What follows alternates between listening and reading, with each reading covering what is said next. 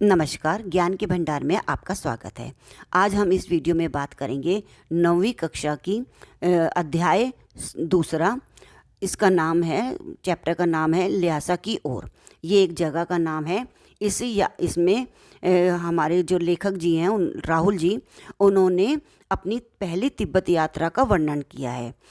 यात्रा करते समय उन्होंने क्या वेशभूषा बना रखी थी और उन्हें किन किन कठिनाइयों का सामना करना पड़ा, इस चैप्टर में हमें यही बताया है।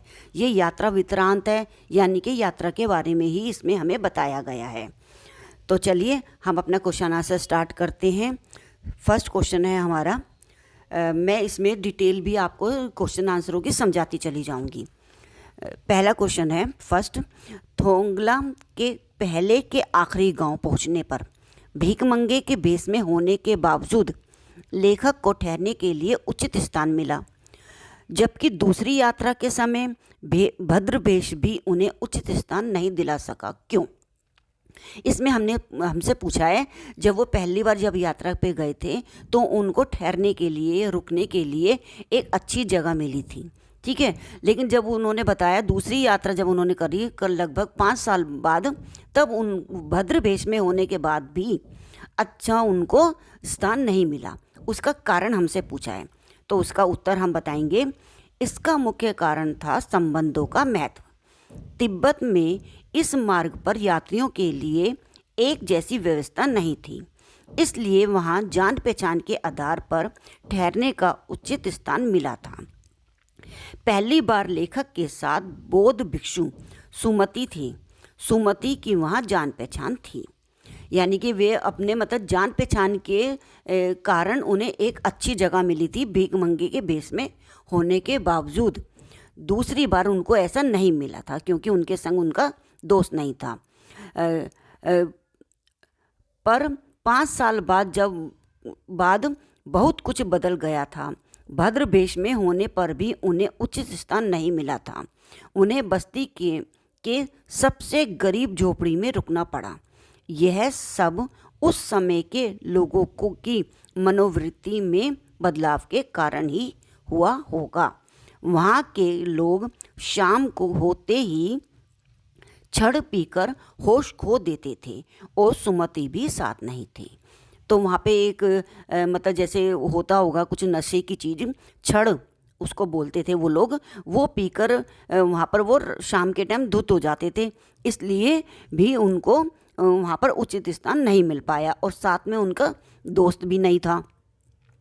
नेक्स्ट क्वेश्चन है, उस समय के तिब्बत में हथियार का कानून न रहने के कारण यात्रियों को किस प्रकार का भय बना रहता था? वहाँ पर क्या था तिब्बत में उस समय के में हथियारों के लिए कोई भी कानून नहीं था। जैसे हम आज की बात करते हैं, हम अपनी यहाँ की बात करते हैं, तो हमें हथियार रखने के लिए लाइसेंस की ज़रूरत पड़ती है। कोई हम रिवॉल्वर रखें या कोई ऐसी चीज़ रखते हैं तो हमें एक लाइसेंस की ज़रूरत पड़ती है, यानी कि कानून व्यवस्था है। लेकिन उस समय तिब्बत में हथियार रखने के ऊपर कोई पाबंदी नहीं थी।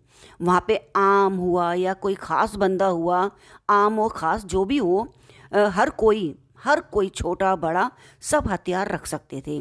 कोई डंडा, चाकू, गन, पिस्टल वगैरह सब रख सकते थे। उनको कोई रोक टोक नहीं थी। यही कारण था कि वो वहाँ के जो डाकू थे, वहाँ पे कानून व्यवस्था भी सही नहीं थी, तो डाकुओं से जो यात्री होते थे उनको डर होता था कि वो उनको मार भी देते थे और उनका सामान भी लूट लिया करते थे।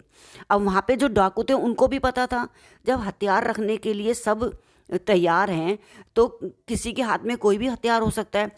तो वहाँ के जो डाकू हुआ करते थे ना, तो सबसे पहले वो मार दिया करते थे, ये सोच कर के कहीं ऐसा ना हो ये कोई हथियार निकाल ले। तो यात्रियों पे सबसे पहले वो अटैक करते थे और फिर उनको वो लूटते थे। यात्रियों की सबसे बड़ी यही समस्या थी। तो चलिए आंसर देखते हैं इसमें क्या दे रखा है।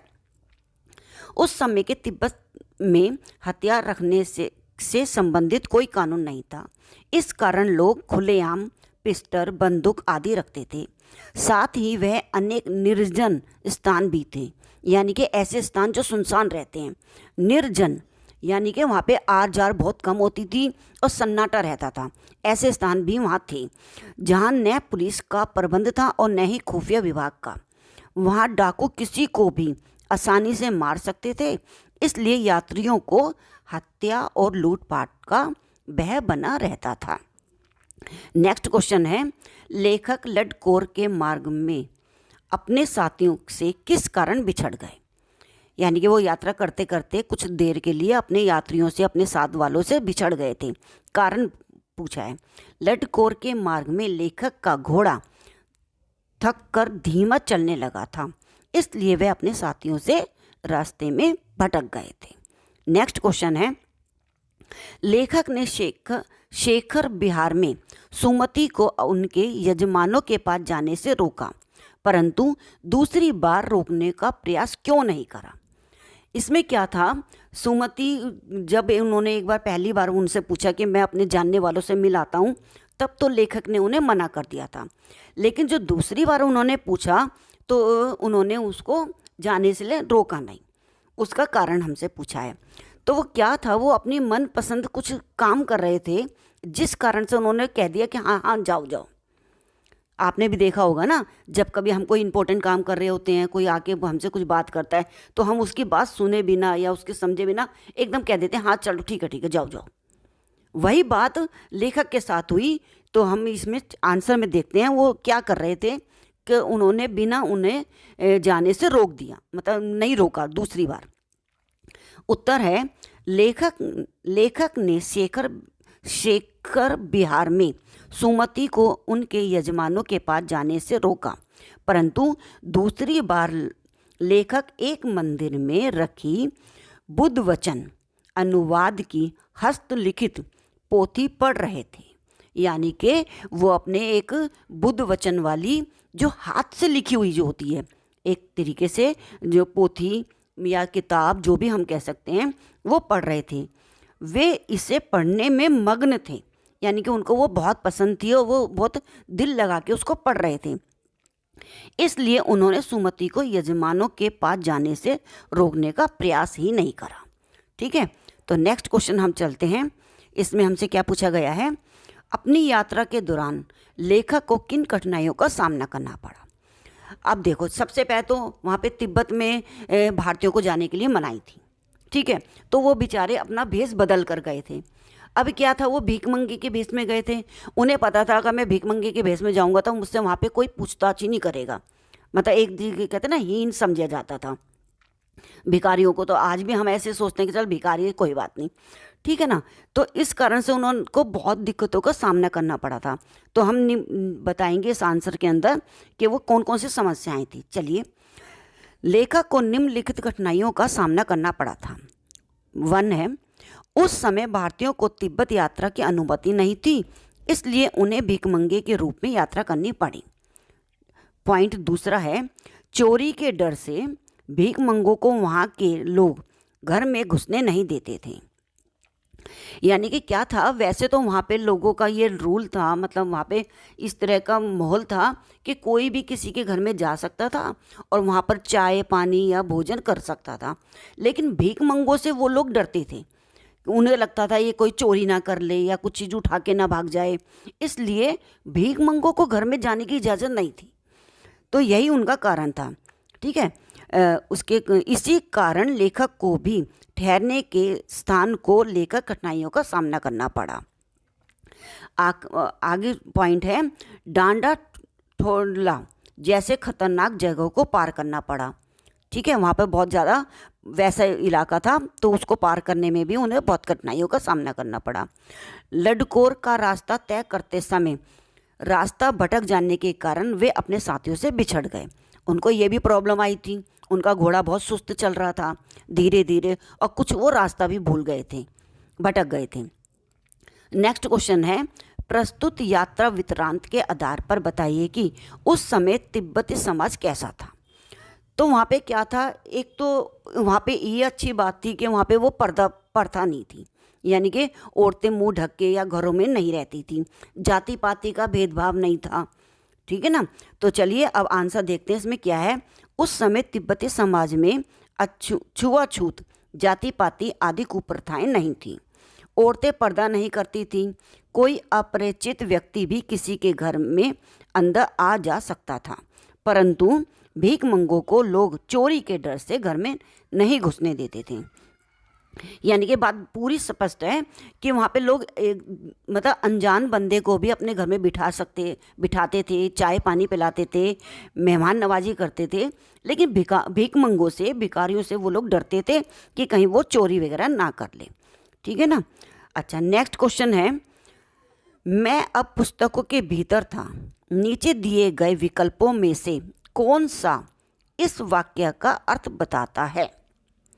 इसमें हमें 4 क्वेश्चन ऑप्शन दे रखे हैं, तो उनमें से जो इस सेंटेंस को सही मतलब प्रस्तुत करता है वो बताना है हमें। पहला है, लेखक पुस्तकें पढ़ने में रम गया। लेखक पुस्तकों की शेल्फ के भीतर चला गया। लेखक के चारों ओर पुस्तकें ही थी। पुस्तक में लेखक का परिचय और चित्र छपा था। अब इनमें से कौन सी सेंटेंस आपको सबसे सही लग रहा है? मैं अब पुस्तकों के भीतर था, यानी कि इसका सबसे सही समय मतलब सेंटेंस है, लेखक पुस्तकें पढ़ने में रम गया था। ठीक है ना। अब नेक्स्ट क्वेश्चन है, सुमति के यजमान और अन्य परिचित लोग लगभग हर गांव में मिले। इस आधार पर आप बताइए, सुमति के व्यक्तित्व की किन विशेषताओं का चित्रण कर सकते हैं।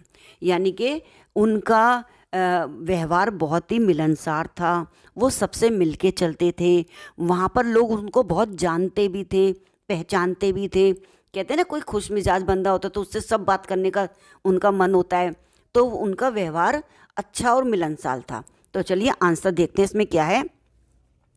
सुमति के परिचित और सम्मान का दायरा बहुत बड़ा है। वे व्यवहार कुशल तथा मिलनसार व्यक्ति थे। इस कारण उनके कई मित्र थे। वह कई बार तिब्बत जा चुके थे और वहाँ के हर गांव से पूरी तरह परिचित थी। ठीक है ना, वो पूरे गांव को जानते थे। तो नेक्स्ट क्वेश्चन है हमारा, हालांकि उस वक्त मेरा भेष ऐसा नहीं था कि उन्हें कुछ भी ख्याल रखना चाहिए था।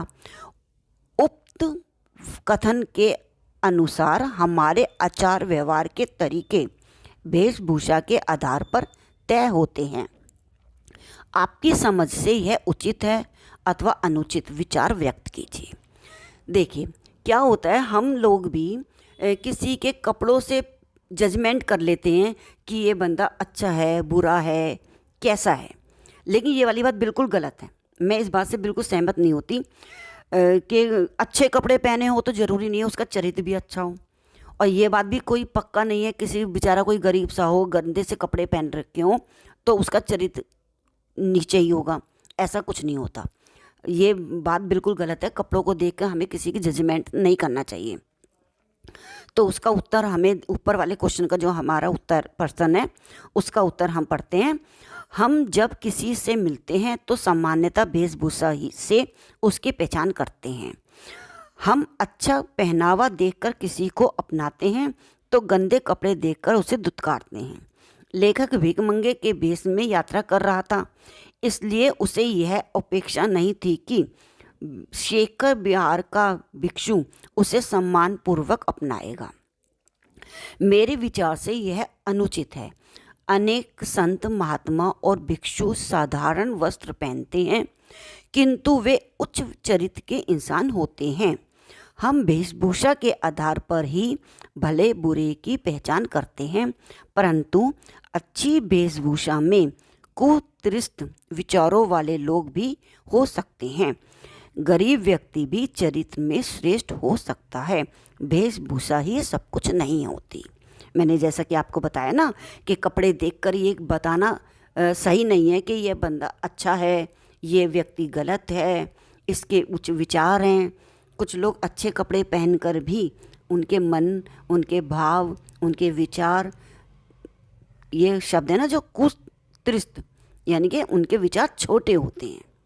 और कोई सस्ते, गरीब, मैले कुचैले कपड़े पहनकर भी अपने चरित्र का धनी होता है। तो चलिए नेक्स्ट क्वेश्चन पढ़ते हैं। यात्रा वृत्तांत के आधार पर तिब्बत की भौगोलिक स्थिति का शब्द चित्र प्रस्तुत करें। वहाँ की स्थिति आपके राज्य शहर से किस प्रकार भिन्न है। तो इसका आंसर बताते हैं हम।